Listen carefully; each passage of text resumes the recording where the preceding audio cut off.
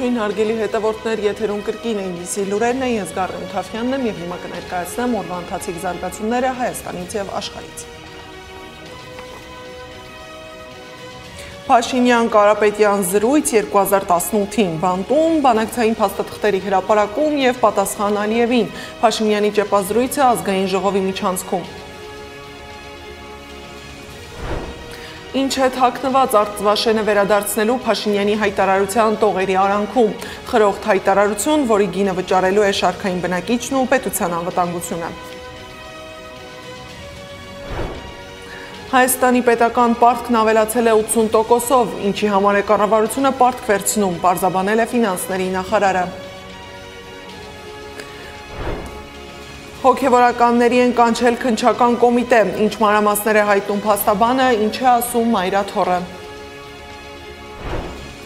Դավադրություն բրիտանական ձևով փորձում են պաշտոնից հեռացնել երկրի վարչապետին։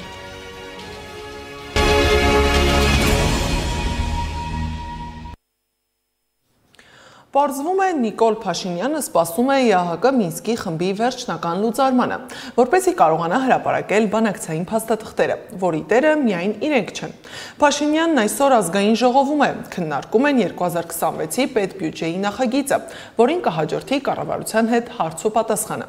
Սակայն մինչև այդ էլ Փաշինյանը ճեպազրույցի ընթացքում հասցրեց անդրադառնալ մի քանի թեմաների։ Նիկոլ Փաշինյանը խոսել է 2018-ին Բանտում իր եւ Կարեն Կարապետյանի զրույցի, այսպես կոչված անկլավների մասին ու պատասխանել է Ալիևին։ Նիկոլ Փաշինյանի ճեպազրույցին իմ գործընկեր Սվետլանա Պետրոսյանն է հետևել։ Հայաստանի եւ Արցախի կառավարությունների համար ընդունելի համարված որևէ լուծում կարող է ընդունելի դիտվել միայն Հայաստանում եւ Արցախում ժողովրդական հավանության դեպքում։ Արցախը Հայաստան է եւ վեր։ Նիկոլ Փաշինյանը, որ 2018-ին Արցախի հրապարակից վստահեցնում էր, որ Արցախի հարցի լուծողը ժողովուրդն է, 4 տարի անց Պրահայում առանց որևէ հանրային քննարկման հայտարարեց Արցախը Ադրբեջանի կազմում ճանաչման մասին։ 5 տարի անց նույն խոստումը հնչում է անկլավների մասին։ Փաշինյանը վստահեցնում է Հայաստանի տարածքի փոխանակում չանել առանց Հայաստանի քաղաքացիների դիրքորոշումը հաշվի առնելու։ Քննարկվում է, որ նույն Արցվաշենի դեպքում ավելի լավ է այլ սցենարների գնալ եւ այլն եւ այլն։ Որևէ մեկը չի կարող այլ սցենարի գնալ առանց Հայաստանի Հանրապետության ժողովրդի կամքի արտահայտման։ Ես ուզում եմ, եթե խոսքը գնա դրա մասին, եթե խոսք գնա տարածքի փոխանակման մասին, դա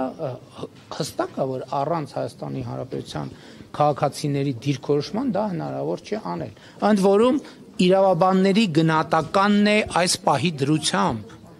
պահի դրությամբ, ես նույնիսկ եթե խոսքը ուղիղ հանրաքվեի մասին չլինի, առանց Հայաստանի Հանրապետության քաղաքացիների համաձայնության դա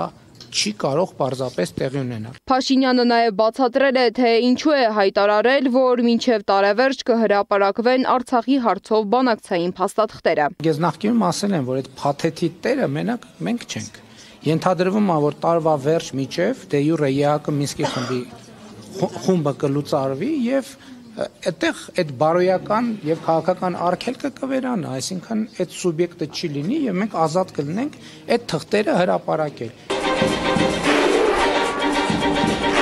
Հեղափոխությունից 7 տարի անց Փաշինյանը մի դրվագ է պատմել այդ օրերի իրադարձություններից։ Իբրև բացահայտում ներկայացրել է իր եւ այն ժամանակվա վարչապետ Կարեն Կարապետյանի հետ զրույցը ազգային անվտանգության ծառայության մեկուսարանում։ Փաշինյանի պնդմամբ հենց Կարապետյանի միջոցով է Սերժ Սարգսյանը փոխանցել իր հրաժարականի լուրը։ Կարեն Կարապետյանը ըստ էության ակնարկել է, ուղիղ չի ասել, բայց ակնարկել է ենթատեքստերով։ Եթե ինքը հերքի ես դա կհասկանամ, որովհետև ուղիղ չի եղել խոսակցությունը եղել է ենթատեքստերով, որ իրանք ինձ ազատեն, մեզ ազատեն եւ հեղափոխությունը, այսպես ասած, հեղափոխությունը դուրս գա օրակարգից եւ մենք ինչ որ ձևով Կարեն Կարապետյանը պատրաստակամություն է հայտնել, որ ինքը որպես բոլորի կողմից ընդունելի տեխնացու ստանձնի իշխանություն։ Ես ասել եմ դա ընդունելի չի ինձ համար։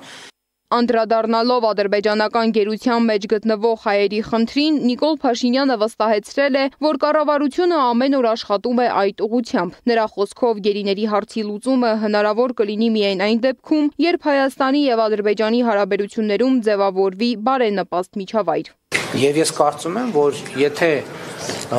եւ խաղաղությունը մնացած բոլոր հարցերն էլ կլուծի։ Շատ հարցեր կլուծի։ Այսինքն այն անկալումը, թե մենք պետքա բոլոր հարցերը լուծենք, հետո նոր լինի խաղաղության համաձայնագիրը։ Մինչ Փաշինյանը երկրի առաջ կանգնած խնդիրների լուծումը շարունակում է կապել խաղաղության գաղափարի հետ, նա զուգահեռաբար արդարացնում է Ադրբեջանի նախագահի օրերս հնչեցրած պնդումը, թե իբր Սևանը ցարական Ռուսաստանի քարտեզների վրա այլ անուն է ունեցել։ Ադրբեջանի նախագահը ասել է, որ ցարական ժամանակների քարտեզի մեջ Սևան չեղել ուրիշ անուն է։ Հիմա ես էլ ասում եմ այդ նույն քարտեզի մեջ Հայաստան կա, Ադրբեջան չկա, դա ինչ անշում։ Այսինքն խոսքը վերաբերվում է, իմիջայլոց ես նախորդ բրիֆինգի ժամանակ խնդրեցի լրագրողը ինձ պետքա տեղեկություն փոխանցել, ես էլ իրան այդ քարտեզը փոխանցեի։ Այսինքն հասկանում եք, պետքա մենք ճիշտ ինչ հարցը ճիշտ պետքա ձևակերպենք, որպես պատասխանը ճիշտ է։ Վերջին շրջանում պատարակներին մասնակցելու թեմային անդրադառնալով Փաշինյանն ասում է, կմասնակցի նաև Մայրաթոր Սուրբ Էջմիածնի պատարակներին, երբ իրեն հոգևոր առումով բավականաչափ մաքրված զգա։ Նա նաև շեշտել է, որ արդեն սահմանել է ամենայն հայոց կաթողիկոսի հրաժարականի օրակարգը եւ հետևելու է դրա իրականացմանը։ Սակայն Արցվաշենը վերադարձնելու հայտարարության տակ կան ականներ։ Փաշինյանի առաջին հայացքից անմեղ հայտարարության գինը կվճարի շարքային բնակիչն ու պետության անվտանգությունը։ Միասնության թվեր նախաձեռնության ղեկավար Արման Թաթոյանի խոսքով Փաշինյանի խրոխտ հայտարարությունն իրականում բազմաթիվ մարդկանց անտուն թողնելու մասին է։ Իսկ այդ անկլավների թեման Հայաստանը շրջափակման մեջ գցելու, սահմաններն ավերելու, բզկտելու ծրագիրը։ Արգելափակվելու է մեր միջպետական ճանապարհներից մեկը, ամենագլխավոր, այն ճանապարհը, որով Արարատից Երասխով գնում ենք Վայք, Եղեգնաձոր,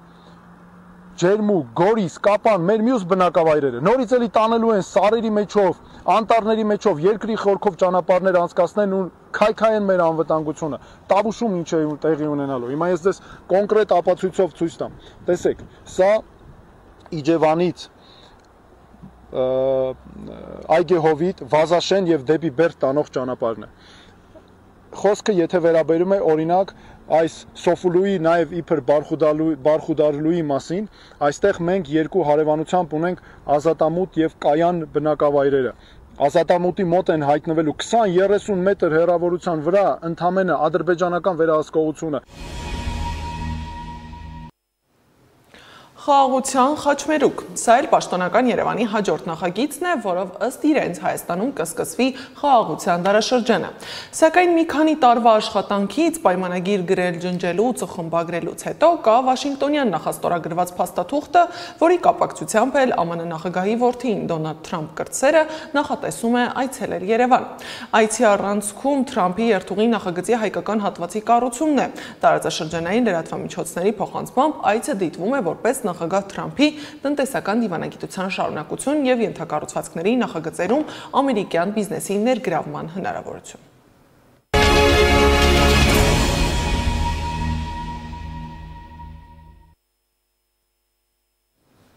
Տեղափոխվենք ազգային ժողով, պետական պարտքն ուղղվում է մեր պետության տնտեսական պոտենցիալի բարձրացմանը։ Ազգային ժողովում հայտարարել է ֆինանսների նախարար Վահե Հովհաննիսյանը։ Որպեսզի միտքը վերացական չթվա, նախարարը որոշել է խոսել օրինակներով։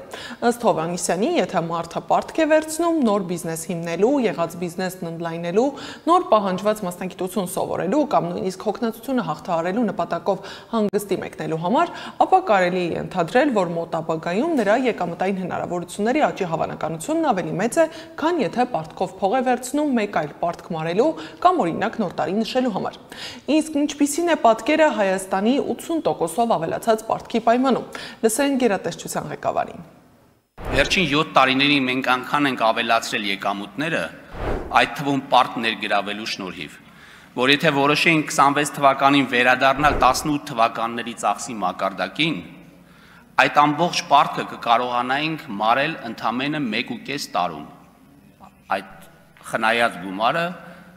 գումարով կկարողանայինք 1.5 տարում պարտքը մարել։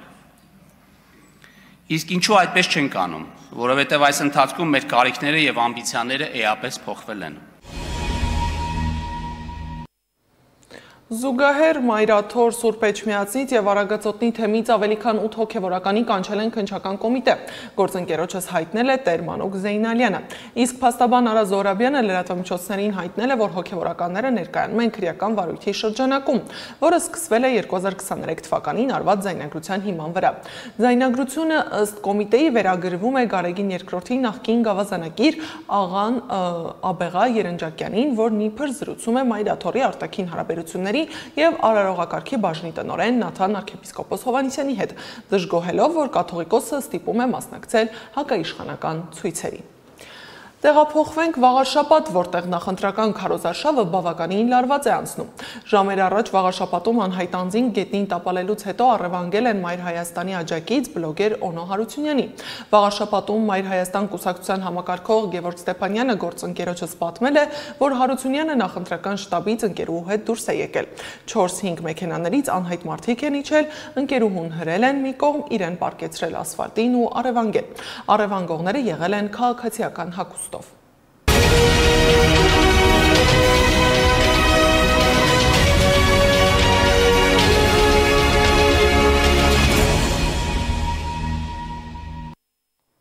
Միջազգային լրահոսից դավադրություն բրիտանական ձևով Մեծ Բրիտանիայի լեյբորիստական կուսակցությունն ուզում է վարչապետ Քիր Սթարմերին հեռացնել պաշտոնից։ Կուսակցության падգամավորները քննարկում են առողջապահության նախարար Ուես Սթրիթինգին եւ ներքին գործերի նախարար Շաբանա Մահմուդին որպես Սթարմերին փոխարինելու հավանական թեկնածուներ։ BBC-ի աղբյուրները պնդում են, որ Սթարմերին հեռացնելու փորձ կարող է տեղի ունենալ մոտ ապագայում։ Վարչապետի հակառակորդները կարող են ավելի ակտիվանալ նոյեմբերի 26-ից հետո, երբ ֆինանսների նախարարը համայնքների պալատում կներկայացնի իր բյուջետային ուղերձը եւ կհայտարարի հարկերի բարձրացման մասին բյուջեի դեֆիցիտի դեմ պայքարելու համար։ Պարբերականը գրում է, որ նման քայլը կանկայունացնի միջազգային շուկաները եւ կվտանգի Սթարմերի եւ ԱՄՆ նախագահ Դոնալդ Թրամփի միջև հաստատված լավ հարաբերությունները։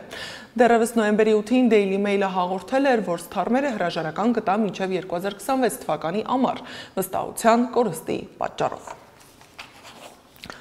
ԱՄՆ պետքարտուղար Մարկո Ռուբիոն Սիրիայի վերակառուցման եւ ահաբեկության դեմ պայքարի ջանքերն է քննարկել Թուրքիայի արտաքին գործերի նախարար Հական Ֆիդանի եւ Սիրիայի անցումային կառավարության ղեկավար Ասադ Ալ-Շիբանիի հետ։ Հանդիպման ժամանակ նրանք նաեւ քննարկել են Սիրիայում անհետ կորած ամերիկացիներին գտնելու հարցը։ Պետքարտուղարն ընդգծել է նախագահ Թրամփի հանձնառությունը սիրիացիներին խաղաղության եւ բարգավաճման հնարավորություն տալու հարցում եւ նշել է տարածաշրջանային գործակցության կարեւորությունը Սիրիայի վերակառուցմանն աջակցելու համար։ Միջազգային մյուս լուրերը ամփոփ։ Ադրբեջանի նախագահ Իլհամ Ալիևը զանգահարել է իր թուրք գործընկեր Ռեջեփ Թայիփ Էրդողանին եւ ցավակցություն հայտնել ադրբեջանա-վրացական սահմանին Թուրքիայի ռազմաօդային ուժերի ինքնաթիռի վթարի կապակցությամբ։ Թուրքական ռազմատրանսպորտային ինքնաթիռը թռել էր Գանձակից եւ վթարին ենթարկվել Վրաստանում Ադրբեջանի հետ սահմանի մոտ։ Ինքնաթիռում եղել է 20 զինծառայող, նրանք զոհվել են։ Իրանը ցանկանում է խաղաղ միջուկային համաձայնագրի հասնել Միացյալ Նահանգների հետ տասնամյակներ տևած վեճը լուծելու համար, բայց սպառնալիքի տակ չի դնի իր ազգային անվտանգությունը։ Այս մասին հայտարարել է Իրանի փոխարտգործնախարար Սաիդ Խաթիբզադեն։ Նա նշել է, որ Վաշինգտոնը երրորդ երկրների միջոցով միջուկային բանակցությունների վերաբերյալ հակասող ուղերձներ է հղում Թեհրանին։ Ավստրալիայում առաջարկում են հանրահավաքները վճարովի դարձնել։ Մասնավորապես Ավստրալիայի լիբերալ կուսակցությունը ներկայացրել է օրենքի նախագիծ, ըստ որի քաղաքական կազմակերպությունները կարող են տարվա մեջ անվճար 3 հանրահավաք անցկացնել։ Եթե սահմանված քանակը գերազանցվի, ապա կազմակերպությունը պարտավոր կլինի վճարել ոստիկանությանը անվտանգության ապահովման ծախսերը հոգալու համար։ Գազայի դպրոցներն ապաստան են տվել փախստականներին, ինչի պատճառով չեն կարողանում ընդունել աշակերտներին։ Անկլավի իշխանությունները պլանավորում են 600,000 աշակերտի վերադարձնել դասարաններ, սակայն փախստականները դպրոցական շենքերից գնալու տեղ չունեն։ Հաղորդվում է, որ սպանվել է 982 ուսուցիչ եւ դպրոցի վարչական աշխատակից։ Մոսկվայի մարզի Կրասնոգորսկ քաղաքում Սնեժկոմ համալիրի ապամոնտաժման ժամանակ հսկայական բեկոր է ընկել ճանապարհի եւ ավտոկայանատեղիի վրա։ Տուժել է 3 մարդ, վնասվել ավելի քան 100 մեքենա։ Չինաստանի հարավ-արևմուտքում սողանքի հետևանքով ավտոմոբիլային կամուրջ է փլուզվել։ Լրատվամիջոցների տվյալներով տուժածներ չկան։ Տարվա ամենախոշոր բռնկումն է տեղի ունեցել Արեգակի վրա, հայտնել է Ռուսաստանի արեգակնային աստղագիտության լաբորատորիայից։ Տարվա ամենամեծ բռնկումը այն ավելանում է, ասվում է լաբորատորիայի տարածած հաղորդագրության մեջ։ Լաբորատորիայի համաձայն բռնկումն արդեն գերազանցել է X5.0 բալը եւ շարունակում է աճել։ Նախկինում տարվա ամենաուժեղ բռնկումը համարվում էր X2.7 բալը, որը տեղի է ունեցել մայիսի կեսին։ Զարա Սարգսյան, Գեգամ Ղազարյան, ABC Media։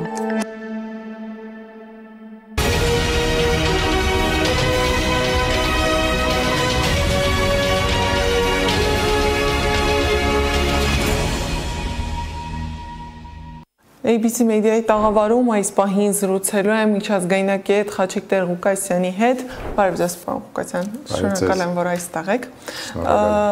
Պարոն Տեր-Ղուկասյան, յուրաքանչյուր ազգ, երկիր, պետություն ունի իր ինքնության պահպանման սյուները, այսինքն այն ինստիտուտները, որոնք ձևավորում են ու պահպանում են սեփական ինքնությունը։ Այսօր Հայաստանում ցավոք սրտի հարվածի տակ են հենց այն ինստիտուտները, որոնք ձևավորել ու ձևավորում են մեր ինքնությունը, մեր նպատակներն ու առաջնահերթությունները որպես ազգ ու պետություն, այդ թվում Հայաստանում եւ Սփյուռքում։ Ինչ մարտահրավերների է բախվում այսօր մեր ինքնությունը։ Կարծեմ հիմնական մարտահրավերը բادرազմի ավարտեն սկսյալ ներասկային հաստության եւ նվազագույն գերերու շուրջ համացանության նախանցախնդրություններ։ Այդ մեկը երբեք տեղի չունեցավ։ Եվ երկրորդը անդրադառնալ թե որքան կարևոր է Սփյուռքյան գործոնը ռազմավարական իմաստով Հայաստանի համար։ Չեմ ասել, որ ուրեմն հրաշքներ գնար գործել, բայց իսկապես շատ կարևոր եղավ այդ գործոնը 88-91 Արցախյան շարժման, երկրաշարժի եւ անկախության գործընթացի դարիներուն ամեն ինչ այդ մեկը կվգայի եւ նույնիսկ Հայաստանի վերաշինության գործի մեջ, բայց այսօր բոլորովին ոչ միայն հանդեսված է, այլ կարծես ուրացված է այդ գործոնը։ Բայց հիմնականի մեջ ամեն ինչ հոստեղ են գսկսեր։ Ամիջապես հետո Հայաստանի կգարձեմ, պիտի ստացնեմ, որ իմ դիդարգումներս դուրս են դիդարգումներն, այսինքն ես չեմ ապրի հայաստանյան իրականությունը, կհետևիմ հայաստանյան իրականության ընդհանրապես լուրերուն միջոցով եւ շատ հստակ է թե քաղաքական բևեռացումը որ գար դերևս շատ ոնց սոցիալական քաղաքական բևեռացումը վերաճեցավ քաղաքական երկբևեռման եւ այդ մեկը խորացավ բادرազմեն ամիջապես հետո եւ երթանեն խորանա այս կնշանակե որ Հայաստանի քաղաքական վերնախավի մեջ սկսելով նույն ինքն իշխանություններ են, որոնք ընդրությունները 2021-ին շահեցան, կողքովիկալու եւ նվազագույն գարմիր գիծերու շուրջ համացանությունը կոյացնելու, բայց քաղաքական գամք չկա։ Եվ ամեն մարդ կսպասի թե ով պիտի դիրանա իշխանության, որովհետեւ իր պատկերացումը այդ ծեր ասած հիմնասյուներուն կամ ինստիտուցիոններուն ասկային ինքնության հարցով տնե եւ առաջ անցի։ Բայց գիտեք ժողովրդավարությունը եւ մասնավորապես Հայաստանի նման խիստ խոցերի փոքր երկրի եւ պետության համար ժողովրդավարությունը միայն ընդրություններուն հաղթելը չէ։ Ժողովրդավարությունը նաեւ կարողությունն է ներքին համացանություններ կոյացնելու, մանավանդ երբ երկիրը կգրավե լալ չլալու ասմեց ուրեմն մարտահրավերը։ Ես հոնե որ կտեսնեմ նախքան սահմանել ինստիտուցիոնները եւ այլն, այդ ինստիտուցիոնները պիտի կան ինստիտուցիոներու սահմանումը պիտի կա ուրեմն քաղաքական երկխոսության հանրային բանավեճի եւ համացանության շուրջ։ Միջազգային ուրեմն փորձը այդ մեկը ցույց կտա։ Այն երկրներ, որոնք հաջողած են, այդ քայլը արած են։ Եվ այս մեկը չի նշանակել ոչ մեկ ձևով ամեն ինչ այսպես մոնոլիտիկ կերպով միադեսակ դեսատաշտիմը վերածել այդ բոլորը, այլ կնշանակի է ստեղծել հարթակը, որ կարելի է համացանության կալ որոշ հարցերու շուրջ։ Իհարկե խոսենք ավելի մանրամասն Սփյուռքի եւ Սփյուռքի դերակատարման մասին, բայց այստեղ կարևոր շեշտադրում արեցիք, նշեցիք բևեռացման մասին, ինֆորմացիոն բևեռացման մասին, արդյոք Սփյուռքում լիարժեք պատկերացնում են ինչ է կատարվում Հայաստանում, ինչ մարտահրավերների առջև է Հայաստանը եւ արտաքին դաշտում եւ ներքին։ Այսինքն նաեւ Սփյուռքի մեջ կա այդ մեկը, այսինքն Հայաստանի անկախացում են եւ մասնավորապես 21-րդ դարու սկիզբին ի վեր Սփյուռքյան այն գազագերբությունները, որոնք համաշխարհային ցանց ունեն եւ շատ չէ այդ գազագերբություններուն տիպը, չհաջողեցան անդրադառնալ, որ հայաստանյան օրագարկին ողքին, այսինքն Հայաստանին օժանդակելու այդ հիմնական կորձոնին ողքին Սփյուռքը նաև ունի իր օրագարկը եւ չհաջողեցան փաստորեն Սփյուռքի հասկացողությունը որպես համաշխարհային ցանցը, որպես հավաքական ինքնությունը, որ գազագերբական ներկայություն է տարածված Եվրոպայում մինչև հյուսիսային հարավային Ամերիկա, Միջին Արևելք եւ մինչև Ավստրալիա, չհաջողեցան վերաշխուժացնել, վերագազմագերբել այդ հասկացողությունը, դեպաբար Սփյուռք հասկացողությունը շատ կապվեցավ Հայաստանին, հայաստանյան օրագարկին։ Եվ այդ մեկը մասնավորապես բادرազմեն հետո ցույց տվավ, որ բարձավես այս անդամալուծած այն ինչ որ Սփյուռք կգոչենք, այսօր շատ հստակ չէ տերմինի հասկացողությունը, թե նույնն է բոլորին համար, թե ոչ։ Ուրեմն նախ եւ առաջ այդ մեկը չէ եղած Սփյուռքի։ Դեպաբար Սփյուռքի մեջ նախ ասեմ, որ Բարձր որ շատ մեծ չէ թիվը այն սփյուռքահայերու, որոնք լիովին կրնան հասկանալ հայաստանյան իրականությունը հետևելով լուրերուն միայն։ Այսինքն անոնք, որոնք ամեն օր հետևին հայաստանյան լուրերուն, բարձր որ քիչ է այդ թիվը։ Եվ ընդհանուր առմամբ հոնալ ենթադրեմ, որ բևեռացում, այսինքն մարդիկ գլսեն գհետևին այն լուրերուն, որոնք իրենց համար հաջելի գտվի։ Քննադատական մտածողությունը հոնալ դակավին չէ ձևավորված։ Վերադառնալով ինքնության թեմային, երբ խոսում ենք ազգային ինքնության վերաիմաստավորման մասին, ինչն է ըստ ձեզ այսօր ամենախոցելին, գաղափարական հիմքերը, թե սերնդային ընկալումները։ Ինչ որ դեղի չունեցավ անկախութենեն հետո, ես կխոսեմ Սփյուռքի դիդանգին, չէ։ Սփյուռքի դիդանգունեն ուրեմն իդեալականացած էր Հայաստանի անկախությունը եւ իրողությունը այն է, որ հասարակագիտական իմաստով եւ մասնավորապես անկախութենեն հետո սերնդափոխության իմաստով ճանաչումը կամ ճանաչողությունը այնքան էլ չկարողորվեցավ եւ 20-ի բادرազմը ես կսեմ նույնիսկ որոշ հատվածի Սփյուռքի մեկ կարևոր հատվածի համար ոչ միայն 20-ի բادرազմը, այլ 2009-ի պրոտոկոլներուն, 2008-2009 պրոտոկոլներուն հարցը ինչ որ չափով ապտակ մի եղած էր։ Չէ, ուշքի գալու ուրեմն հրավերն ավելի լավ հասկանալու համար հայաստանյան իրականությունը եւ մասնավորապես որ սերնդափոխություն դեր ունեցած է, չէ, խոսենք այսօր անկախության սերունդի մասին, խոսենք կարևոր թիվով ուրեմն սփյուռքահայերու մասնավորապես Միջին Արևելքին Հայաստան դեղափոխվելու հաստատվելուն մասին, բայց նաև խոսենք նաև կարևոր թիվով հայաստանապնակ հայերու, որոնք ցկեցին եւ սփյուռք կացին գազմելու համար այն ինչ որ գոչեն նոր սփյուռք, այդ տերմինը ինձ չի ամոզել, ես կսեմ տնտեսական արտակարգ եւ նոր իրականությունը, որ շոշափելի է նույնիսկ, երբ մեկ օրինակի համար Գլենդելի փողոցներում մեջ կգալի, կտեսնի այդ մեկը։ Ուրեմն չհաջողեցանք այդ մեկն էլ իդեալականացուցած էինք հայաստանյան իրականությունը, հետևեցանք եւ չհասանք սփյուռքյան գազագերբությունը, սփյուռքյան այդ գլխավոր գազագերբությունները որ կան, չարին այն շատ կարևոր որոշումը, որ պետք էր կողքովիկային եւ դերևս ուշադիր լալով սփյուռքյան որոշ մտավորականներու զգուշացումներուն եւ սփյուռքյան դարբեր այլ գազագերբություններու կողմէ առաջ տարված հետազոտություններուն, փանավեճին, անոնց ուշադիր լալով տնելու նաեւ սփյուռքյան նվազագույն օրագարկը յուրաքանչյուր գազագերբության իր ուղղությամբ գնաց Հիմա գար նման բան անկախութենեն առաջ դժվար է ասել միացյալ, ուրեմն օրական, բայց ես վստահ եմ,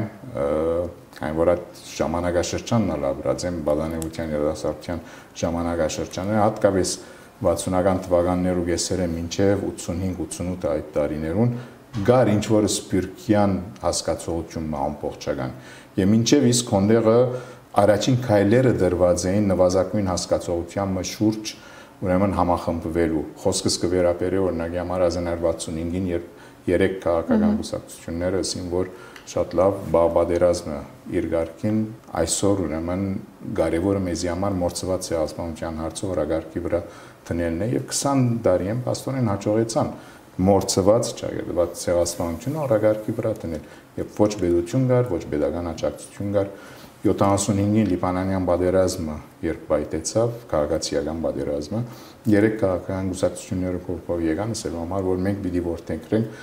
թրական չեզոքությունը մինչև իսկ 88-89 այդ տարիներուն այդ համացայնությունները գային ուրեմն նույնիսկ եթե դերմը չէր քրված թե ինչ է սպիրկը գար հասկացողն եւ գար ամբողջ կորզընթացը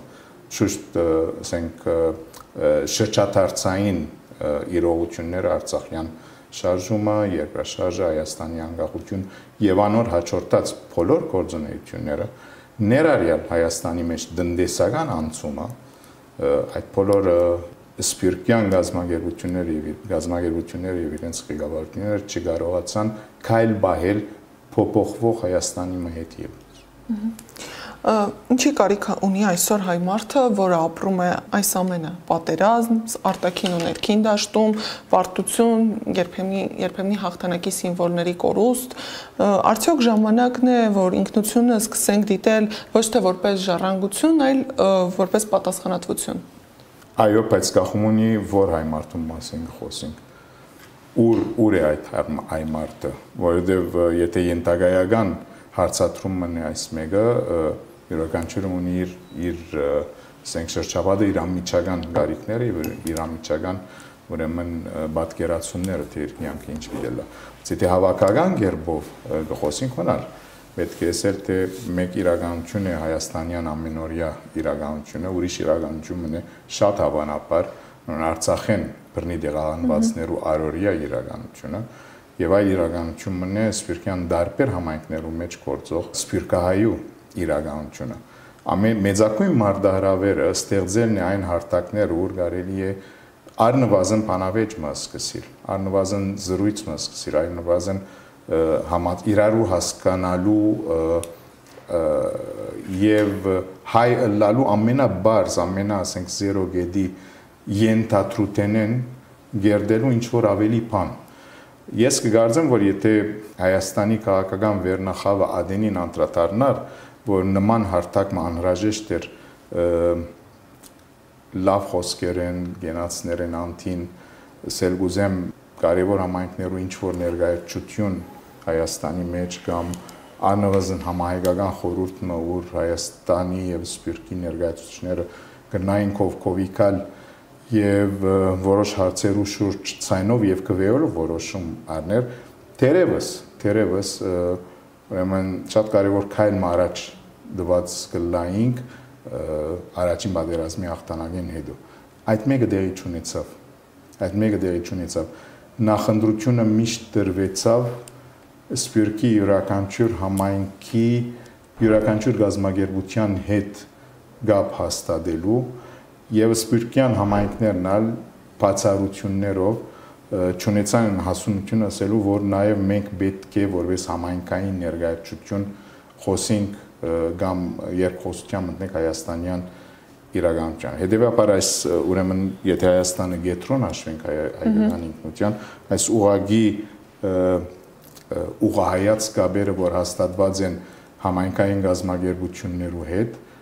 եւ ուղղահայաց գաբերը, որ հաստատված են անհատ ուրեմն սպիրկայերու հետ, թույլ չեն տված, որ այդ սպիրկյան ուրեմն զարգացումը դեղի ունենա եւ միևնույն ժամանակ սպիրկյան համայնքներու գլխավոր գազագերբությունները իրենք ալ նորեն կգրկնեն բացառությամբ որոշ համայնքներու քայլ մարած չեն առաջ համայնքային ուրեմն ներկայացական հարթակները ստեղծելու եւ այդ հարթակներում միջև գաբեր, այսինքն հորիզոնական գաբեր հաստատելու իրար հետ։ Եթե այդ բոլորը գարենան կնել, դերևս մեկ այլ առաջ անցած կլանք եւ նույնիսկ բարդությունը հոգիներում մեջ չի չերներ թափանցվեր կամ գրնանք հոգիներեն դուրս անել բարդությունը։ Սահուն անցնենք Սփյուռքի թեմային, այսօր շատ է խոսվում Սփյուռքի նոր մասնակցային մոդելի մասին։ Ձեր կարծիքով ի՞նչն է փոխվել վերջին տարիներին։ Սփյուռքը փոխվեց, թե Հայաստանը փոխվեց։ Երկուքն էլ փոխված են։ Երկուքն էլ փոխված են այն դարբերությամբ, որ կան մնայուն հաստատություններ։ Հայաստանի բարակային pedagogan ինստիտուցիոններն են, իսկ Սփյուռքի բարակային ես բարեչան չեմ սիրել, բայց պիտի ասեմ ավանդական գարույցներն են, որոնք կգրկեն ոչ միայն համայնքային մասշտաբով, այլ համասփյուռքյան ուրեմն ոլորտի մեջ ցանց ունին։ Ուրեմն հոնալ սերունդներ փոխված են։ Հոնալ շատ հարցեր կան, որ բարձրապես օրագարկի չեն տրվիր։ Անհանտ համայնք հարաբերությունները շատ չեն քննարկված։ Ընդհանրապես եղած ավելի իդեալական ուրեմն հասկացողությունը ինքնության եւ Հայաստանի հետ գաբերուն եւ ադիգ այնքան էլ չի օգնած մասնակցողական բնորդը մեջտեղ բերելու համար։ Հիմնականի մեջ եւ սխալ մի հասկանաք ինձի Հայաստանին այն պատկամները, որ կացած են Սփյուռքին, հիմնականի մեջ եղած են ուրեմն ֆինանսական օժանդակության համար պատկամներ։ Մեկ խոսքով եկեք հոս ներդրեք, դրեք, վերջացեք եւ այլն։ Մնացածը քաղաքական երկխոսությունը միասին ուրեմն ինչ որ հարցերու շուրջ առնվազն որոշում կայացնելու ուրեմն նախանցախնդիրությունը բացակայած է ընդհանրապես Հայաստանի վերնախավի։ Ինչ որ այսօր դերի ունենա շատ ցավալի է, որովհետև գարձես որոշ համայնքներու բարակային ինչ որ նպատակ կա կամ ինչ որ մտադրություն կա նաև միջամտելու ներքին գործերուն։ Երբեմն հայտարարություններ կլան, որ ոչ ոք կնա իսկապես հասկանալ եւ ոչ ոքի համար հստակ կլա թե ինչու այս բայկարը բացված է։ Ես չեմ գիտեր թե Հայաստանին ինչ է այն պատկերացումը եւ խոսքը չի վերաբերի միայն իշխանություններուն, ընդհանրապես կվերաբերի ինչ է այն պատկերացումը, որ ունին Սփյուռքի մասնակցողական բնորդի մասին։ Չեմ տեսած բացի ուրեմն ֆինանսական օժանդակության եւ այլ գործերու մի խառնվիքի պատկամներ են։ Իսկ իրականում ինչ անելիք ունի Սփյուռքը, ինչ կարող է անել Սփյուռքը այս նոր իրականությունում։ Առաջին հերթին պետք է Սփյուռքը ինքն իր մասին մտածի, պետք է անդրադառնա իր իրականության, փոխվող իրականության եւ պետք է հասկանա, որ այնինչ որ փանացեված էր ընդհանրապես հանրային խոսույթի մեջ, որ Սփյուռքը միայն 3 սերունդ ունի եւ պիտի ուծածվի չկանա, վերջանա, եթե հայրենիք չի վերադառնա, պաստորեն ճիշտ դուրս չեղավ։ Մաչեմ ասեր, որ սխալ էր, որովհետև պաստորեն ամբողջ 3 սերունդ նման պատկերացումով զարգացած էին Սփյուռքի մեջ եւ մինչեւ իսկ 3-րդ սերունդը քաղաքականացած Սփյուռքը առաջացուցած էր։ Քաղաքականացած հայոց ցեղասպանության միջազգային ճանաչման հարցին շուրջ հիմնականում։ Այսօր գա Սփյուռքը, ուր համայնքներու քաղաքական ներգրավվածությունը երկրի քաղաքականության մեջ շատ հստակ է։ Այսինքն ավելի մասնակցություն կա այսօր, քան անցյալին, եւ այս մեկը Սփյուռքյան 4-րդ եւ մինչեւ իսկ 5-րդ սերունդին բարակային։ Հիմա եթե դիտենք բարձավես ուրեմն բնորոշիչներով թե ինչ է ինքնությունը, դերոս հանգս սկսենք ասել լավ, եթե Հարավային Ամերիկայի մեջ համայնքի մեջ հայախոսություն գրեթե չի գա,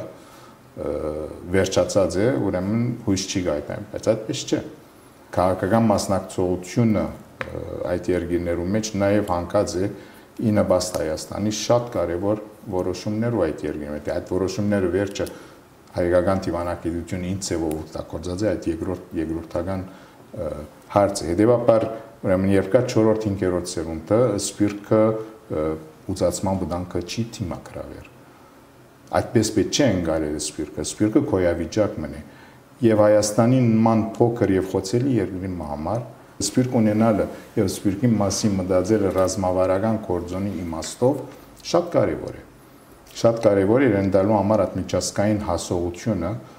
եւ ներկայությունը, որ Հայաստան ունեցավ, երբ անկախությունը հռչակեց եւ սպյուրքին օժանդակությամբ նաեւ շատ երկիրներում մեջ բացվեցան հայկական տեսանաբուներ։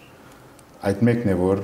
այսօր կգարձեմ առաջնահերթային է։ Սպյուրքը իր մասին պետք է մտածի որպես քոյավիճակը, որ ունի իր լինելության օրագարկը եւ այդ օրագարկի գեդերն է, որ պետք է տրվի, որոնց մեջ անպայմանորեն մեկ գեդը Հայաստանն է։ Չի պայմանավոր է իր օրագարկը Հայաստանը։ Խոսեցիք ուծացման վտանգի մասին, օրինակ խոսեցիք, որ որոշ սփյուռքի որոշ համայնքներում հայերենի իմացության մասին, տեսեք, այս վերջին շրջանում այդ ահազանգերը շատ ենք ստանում ու նշում են, որ նաև սա խնդիր է դառնալու սփյուռքի համար մի քանի տարի անց։ Խնդիր տեսնում եք այդտեղ թե ոչ ու լուծման տարբերակը որն է ձեզ։ Ես մեդալի մյուս երեսը գնայım։ Փոխանակ հետևողական օրենը զգուշացնելու եւ վախցնելու թե ինչ կլա, եթե ուզածմումը շարունակվի, եթե այս չնեք, այն չնեք եւ այլն, այսինքն փոխանակ վերադառնալու փնորթիմը, որ պետք է իր զարգացումը ապրեր նաեւ մտավորական իմաստով։ Մենք նայենք մեդալի մյուս երեսին, այսինքն դիտարկենք թե սպյուրքի մեջ ինչ նախաձեռնություններ այսօր դեղի ունենան, որովհետեւ ընդհանրակը սպյուրքի փոփոխվող իրականությունը ընկալենք որպես զարգացում, որպես սերնդապողություն, գարձեմ, որ լավը կամ թրագանը տեսնելու շատ արիտներ կան։ Սկսելով լեզվի շուրջ ամբողջ նախաձեռնություններ են, որտեղ ունենան արևմտահայերենը ոչ միայն պահպանելու, այլ ինչ որ չափով խոսակցական լեզու դարձնելու, գազագերբություններով արած նախաձեռնությունները, դիտարկելով, որ օրինակի համար, եթե միջին արևելքի հայկական համայնքները այսօր ուրեմն գտիմակրավեն կոյունտենական հիմնական վտանգներ, բայց նաև այդ համայնքներեն դեպի Ատլանտյան անտին, Հյուսիսային Ամերիկա հաստատված համայնքները նաև նոր շունչ մբերած են եւ որ հոն խոսքս կվերապերի հիմնականորեն ուրեմն Կալիֆոռնիա կամ Կանադայի համայնքներուն, գա նաև 4-րդ սերունդը, 5-րդ սերունդը, որ գրնա մշակութային երեկոներ գազագերբել բանաստեղծություն գարտար, այսինքն 15-16 տարեկան բադանիներ, ես կտեսնեմ նաև որ եթե այդ բոլորը ուղղորդող եւ օրագարկի վերածող հավաքական ղեկավարությունը ստեղծվի սպյուրքյան գլխավոր կառույցներու կողմէ, այդ մեկը կարելի է նաեւ դիտարկել որպես սպյուրքի զարգացման ուղի եւ ոչ թե անպայմանորեն վախի ուրվագամը սպյուրքի անհետացման։ Ձեր դիտարկմամբ ինչն է ամենաբարդը հետկոնֆլիկտային հասարակության վերականգնման ճանապարհին, ինստիտուցիոնալ կառույցները թե հանրային վստահությունը։ Առաջին հերթին քաղաքական վերնախավին կովկովիկալը եւ ասելը թե ինչպես պիտի սկսենք ամեն ինչ։ Տեսեք, հաճախ ասում ենք պետք է հաղթահարել, բայց ինչ է դա իրականում նշանակում, մոռանալ, ներել, թե վերաիմաստավորել, ինչպես կարելի է համադրել արդարության ու խաղաղության որոնումը, երբ հասարակությունն ինքն էլ դեռ ցավի փուլում է։ Նայեք, ինչպես շատ դժվար հարցումն է եւ պատասխանը կգտնվի միայն եւ որ կովկովի ու կան նստին գխոսին։ Հիմա այդ բոլորը այդ մեկը պատասխանատվությունն է ամբողջ քաղաքական վերնախավին, բայց հիմնական պատասխանատվությունը իշխանության վրա գտնվող ուժն է, որովհետեւ պաստորեն ունին բոլոր ինստիտուցիոնալ կորձոնները դվյալներ, որովհետեւ այդ նախաձեռնությունը առնեն։ Եթե այդ քայլը դրվի, գարձեմ որ կարելի է, թե ինչպես, ինչի շուրջ այդ մեկ այլևս խոսակցության սեղանին գախում ունի։ Նորեն գտնեմ կան միջազգային փորձեր։ Հարավային Աֆրիկան ապարտեիդի համագարկի անգումեն հետո Իսպանիան Ֆրանկոյի բռնադիրության անգումեն հետո բոլոր արած են նախաձեռնություններ, որոնք դրած են գարմիր գիծեր, որ քաղաքական վերնախավը ասած է որ մինչև ոսկա հասնի։ Այդ կեցանտին քաղաքական մրցակցությունը, որ առողջ ժողովրդավարության հիմնական դվյալներն մեկն է, իր ընթացքը գարնի, բայց կան գեդեր, որոնց շուրջ մենք չենք կրնար ուրեմն ցերկերնից կամ Արգենտինայի մեջ 1983 զինվորական բռնադիրության թևի ժողովրդավարություն փոխանցում են հետո բոլոր այն գեդերը, որոնք սահմանեցին ինքնությունը։ Իսկ խոսիմ դարբեր երկիրներու, որոնք թերևս դժվար է համեմատել մեր իրականության, այսինքն մեր երբ կսեմ Հայաստան եւ Սփյուռք իրականության մասին, բայց կա փորձը, եւ այդ բոլոր փորձերը սկսած են, երբ քաղաքական վերնախավը դարբեր գազམ་ագերություններ, դարբեր նաեւ անհատ ուրեմն անձնավորություններ, հեղինակավոր անձնավորություններ առաջնահերթությունը տված են ուրեմն ասկային դիալոգի, եթե ուզեք ներքին ասկային հաշտեցման գործընթացում։ Այդ մեկն է որ չի տեսնում, այդ մեկն է որ կբացակայի։ Կգարձեմ, այսինքն դուրսենտ իդեոլոգս եմ ես։ Կուզեմ միջազգային փորձի վրա մի փոքր ավելի երկար կանգ առնենք, լատինամերիկյան կամ եվրոպական փորձից ուսանելու բաներ կան մեր վիճակի համատեքստում։ Այո, կան։ Նայեցեք Արգենտինայի բարակային թերև այսօր գացությունը դարբեր է շատ իմաստով, բայց 83-ին հետո ես կուտամ այն օրինակը, որ դերևս ամենն ավելի լավ ուսումնասիրած եմ ապրելով այնտեղ 1983-ի ուրեմն ժողովրդավարության անցնումը հատկանշվեցավ այն իրողությամբ, որ քաղաքացիական գուսակցությունները հասարակությունը, որ իշխանության վրա եղավ, սա որ ներում պիտի շնորհվի այն զինվորականներուն, որոնք բաժար դարձած էին 30,000 ուրեմն անհետացածներու եւ կորցած են զանգվածային մարդկային իրավունքներու բռնապարումները 76-ին 83 ուրեմն բռնադիրության ժամանակ եւ դեղի ունեցավ այն ինչ որ իր դեսագով յուրահատուկ է ոչ միայն Հարավային Ամերիկայի կամ Լատին Ամերիկայի նաեւ համաշխարհային մասշտաբով բռնադիրության պատասխանատուներուն ուրեմն դադի ենթարկելը եւ դադարելը եւ հետեւաբար ժողովրդավարության եւ մարդկային իրավունքի պաշտպանության հանձնարարությունը վերածվեցավ այդպես հետ բռնադիրական Արգենտինայի ինքնության հիմնական սյուներեն մեկը, որ նաեւ ունեցավ իր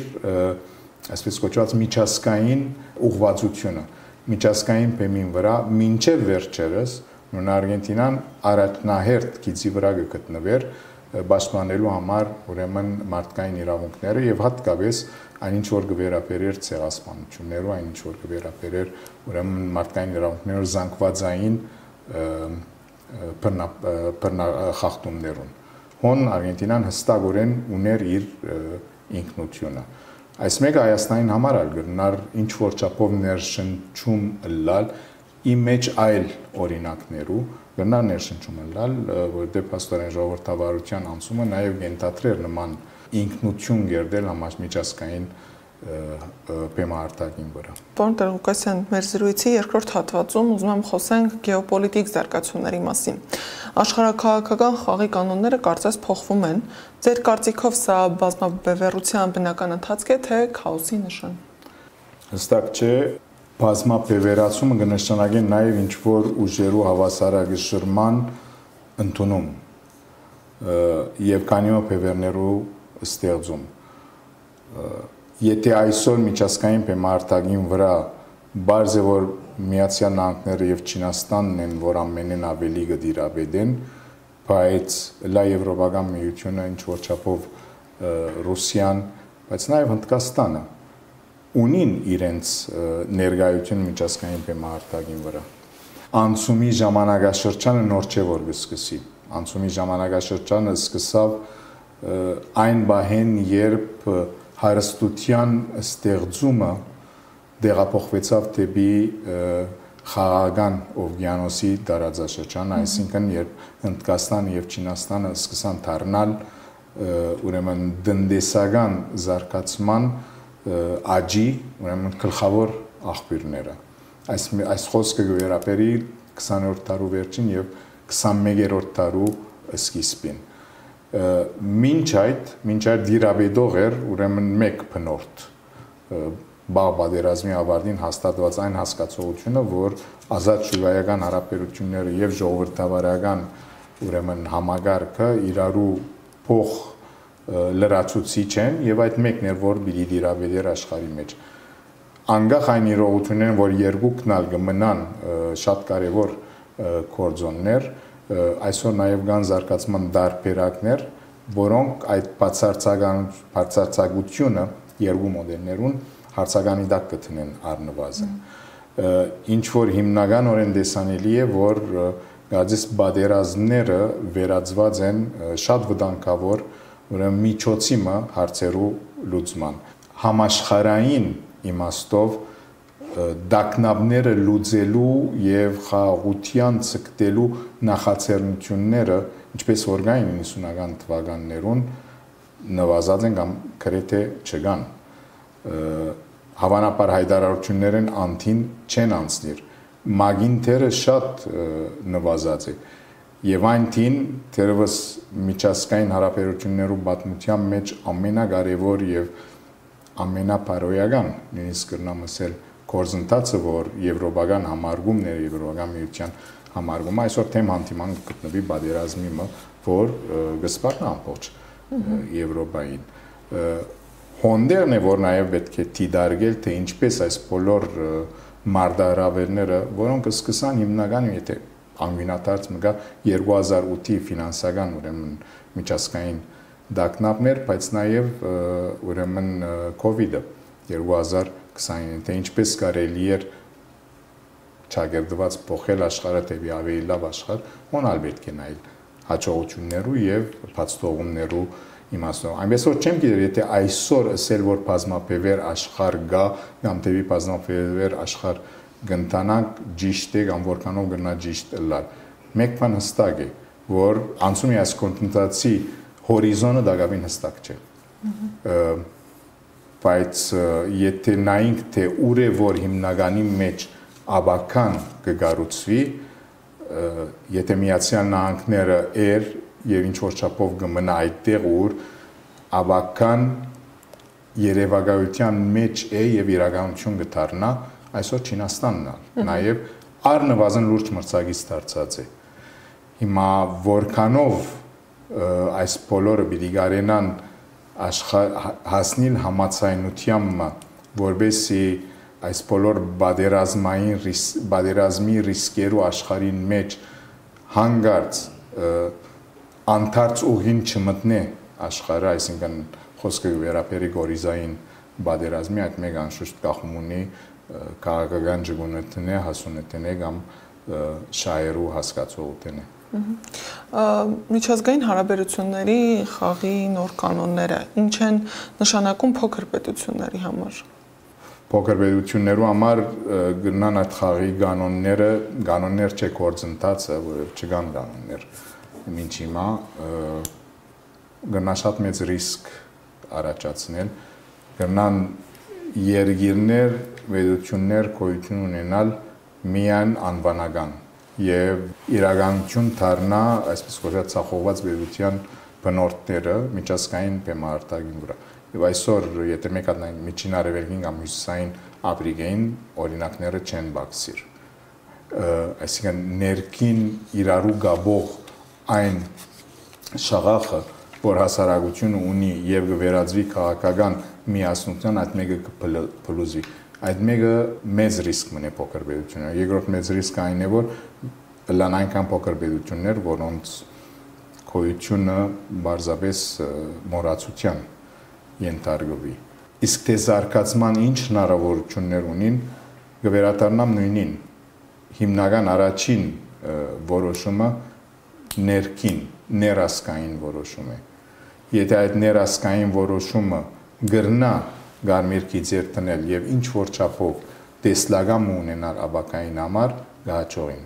2008-ի ֆինանսական փլուզումեն հետո փոքր երկիրներ, փոքր պետություններ Իսլանդիան օրինակ համար նման որոշումներ արավ դարբեր ժամանակաշրջաններում, այսինքն 10 քաղեց եւ գրծավ, ուրեմն այդ փլուզումը հիմա բادرազմի հարց չէ այս մեկը, բայց նաեւ շատ ծանր են այսօր տնտեսական փլուզումները երկիրներու համար։ Նախին խորհրդային դարածքին Էստոնիան որոշում արած էր օրինակի համար լալու համար առաջին պետությունը, որ ամեն ինչ թվայնացուց, առանց վախնալու, ամեն ինչ թվայնացուց։ Նման քայլեր շատ կարևոր են փոքր պետություններում եւ հոն անգախ ներքին համացանության պայմանավորող կորձոնեն շատ կարևոր է նաեւ մտավորական ներդրումը աբական դեսնելու թեգուզ եւ քրագանությամբ, թեգուզ եւ ֆիլմերով, թեգուզ եւ ինչ որ չափով, բայց անպայմանորեն ուրեմն աշխատանքային թուղթի վերածելու իմաստով այդ կորձոնն շատ կարևոր է։ Հայաստանը կարող է արդյոք ձևավորել իր ինքնուրույն արտաքին քաղաքական լեզուն առանց մեծ կենտրոնների ստվերի տակ հայտնվելու։ Շատ դժվար է, գրեթե անգարելի, իմասնավոր է այս վիճակի մեջ, որովհետև ներքին ուրեմն համացայնությունը, թե ինչ պիտի լա այդ մեկը չկա։ Որքան որ դուրս են կարելի է տեսնել Հայաստանի արտաքին քաղաքականությունը ամբողջականորեն, գրեթե ամբողջականորեն կպայմանավորվի ուրեմն տարածաշրջանային մեծ պետություններու եւ ոչ տարածաշրջանային մեծ պետություններու շահերու փախումով կամ շահերու հանդիպման գետրոնին։ Հոն որոշումներ առնելու կարողությունը այնքան հստակ չէ Հայաստանի բարակային, մասնավորապես որովհետեւ երկիրը մանավանդ պատերազմին հետո շատ խոցելի է։ Տնտեսական իմաստով խոցելի է, քաղաքական իմաստով խոցելի է, ապահովության կամ անվտանգային իմաստով շատ խոցելի է։ Եվ նորեն գսեմ մեկնագետը գներեք որ գշեշտեմ այս յետը, բայց մեկնագետը ինձ համար միշտ ներասկային ուրեմն գործոնն է։ Եթե հոն դրվեցավ առաջին քայլը, կենթադրեմ որ մեր մեջը գա պատմական բավական իմաստություն այդ քայլեն հետո նաև ինչ անելու մասին մտածելու։ Իսկ եթե պիտի սպասենք, որ այդ մեկը որոշե մեծամասնությունը, որ միշտ մեծամասնություն է, որովհետև փոքրամասնական մեծամասնություն է, այդ մեկը միշտ երկիրը խոցելի պիտի բահի։ Շնորհակալ եմ զրույցի համար։ Հիշեցնեմ, տաղավարում զրուցում էի միջազգայնագետ Խաչիկ Տեր-Ղուկասյանի հետ, այս ժամի համար նախատեսել էինք այսքանը, շարունակեք հետևել ABC Media-ին սոցիալական բոլոր հարթակներում, YouTube-ում, Facebook-ում, Telegram-ում, WhatsApp-ում, TikTok-ում ու Instagram-ում, կամ այցելեք մեր պաշտոնական կայք www.abcmedia.am։ Ժամը 18-ին եթերում կլինի ABC Newsroom-ը, տաղավարում կաշխատի իմ գործընկեր Աննա Սարգսյանը։